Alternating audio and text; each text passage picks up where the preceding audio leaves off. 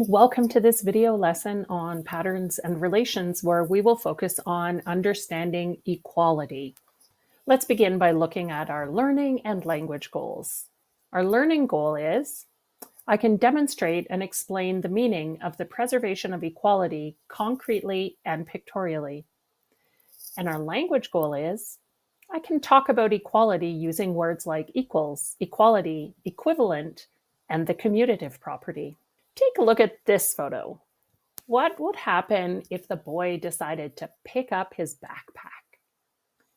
When we talk about equality in math, we can use balance scales to represent equality pictorially. So when I say pictorially, I mean using pictures. We also call this kind of scale that you see on the screen here a pan balance. So we may call it balance scales or a pan balance. We imagine an equal sign in the middle of the scales between the two pans to show that whatever value is in the left pan must equal what is in the right pan.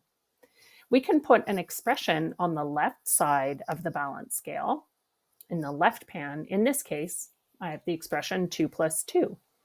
To keep the scales balanced, what number must be on the right side of this balance scale?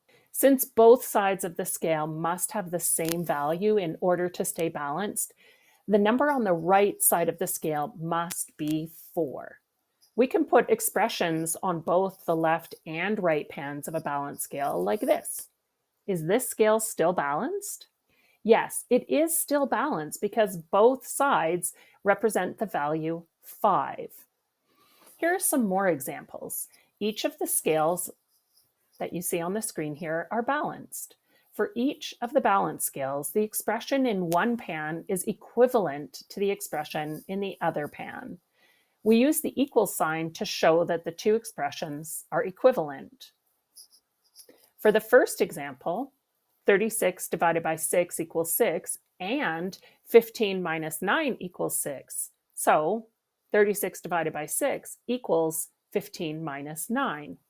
For the next example, 12 plus 5 equals 17, and 5 plus 12 equals 17. So 12 plus 5 equals 5 plus 12.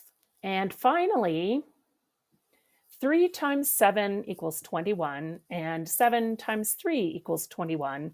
So 3 times 7 equals 7 times 3. This is a good time to stop and go over some key vocabulary. You may have noticed that I said we use the equal sign to show the two expressions are equivalent. It's important to know that in math, equivalent is not quite the same as equal.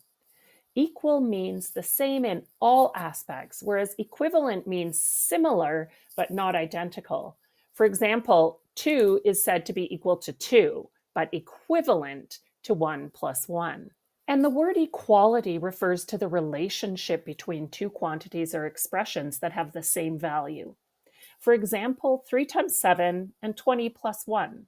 The two expressions both represent the quantity 21, therefore they are equivalent, and their relationship to each other shows equality. Let's check to see if we can apply our new understanding. If 3 times 7 equals 21, are they equivalent or equal? They're equivalent. That's because while the expression 3 times 7 does represent 21, they are not exactly the same in all aspects. How about 6 times 2 and 4 times 3? Are they equivalent or equal? They're also equivalent. Again, both expressions represent the quantity 12, but they're not exactly the same in all aspects. Okay, and last but not least, 2 times 4 equals 2 times 4. These expressions are equal. We know this because they are exactly the same in all aspects. Now, for grade 6, it's fine for you to think of the words equivalent and equal as synonyms, but I know it can be confusing to see words that look related, and these clearly are, and not know if there's a difference between them. So I wanted to explain it to you. Give this one a try on your own. Is this scale balanced? Did you say yes? If you did, give yourself a big old pat on the back. Both sides represent 153, so the scale is balanced. There's actually another way we can tell the scale is balanced even if we don't know what the expression represents, and that's called the commutative property. We can use the commutative property to show that the scale is balanced. Now, the commutative property is a math rule that says that the order in which we add or multiply numbers does not change the sum or the product. And this is a property that I've talked about lots, so I'm hoping that this is not completely new for most of you.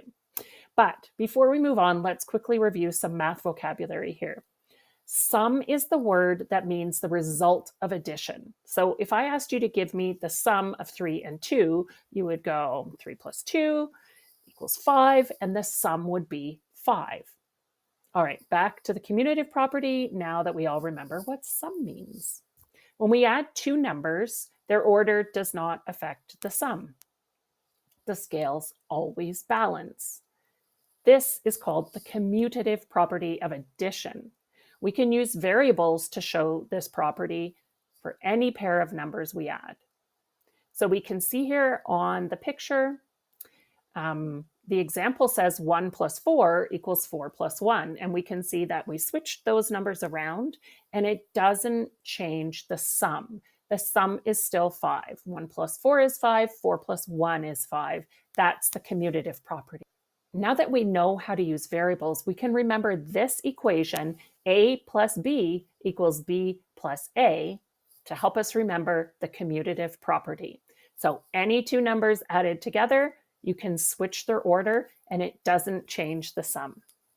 Multiplication is also commutative. When we multiply two numbers, their order does not affect the product. Now, let's recall that product is a word that means the result of multiplication. So if I asked you to give me the product of 3 and 2, you would multiply 3 times 2, and the product would be 6. The commutative property of multiplication states that the order in which we multiply numbers does not change the product. And again, we can use variables to show this property for any pair of numbers we multiply. So a times b equals b times a. And you see in the picture, we have 3 times 4 equals 4 times 3. If we simplify those expressions and find the product is 12, whether we do the 3 first, 3 times 4, or the 4 first, 4 times 3. That's the commutative property. It applies to both addition and multiplication. We can write expressions using the commutative property. Let's give it a try. 15 plus 6 is the same as 36 plus 15. The commutative property of addition tells us that changing the order of the addends, that's the two numbers being added together, doesn't change the sum. Let's try it with multiplication. 8 times 6 is the same as 6 times 8.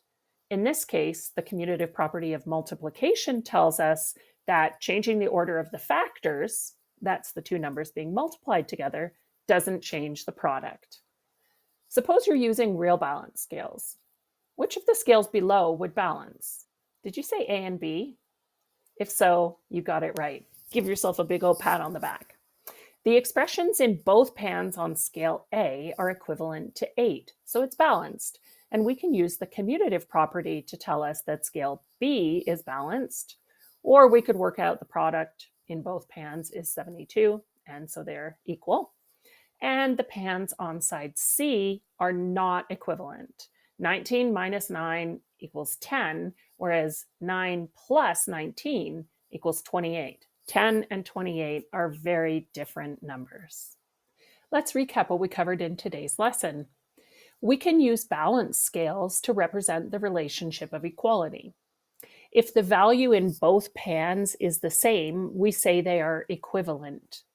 When two quantities or expressions are exactly the same in all aspects, we say they are equal. The commutative property of addition tells us that the order in which we add numbers does not change the sum. And we can use variables to show this property. A plus B equals B plus A. And the commutative property of multiplication tells us that the order in which we multiply numbers does not change the product. Again, we can use variables to show this property. A times B equals B times A. And with that, I think we are well on our way to a solid understanding of equality.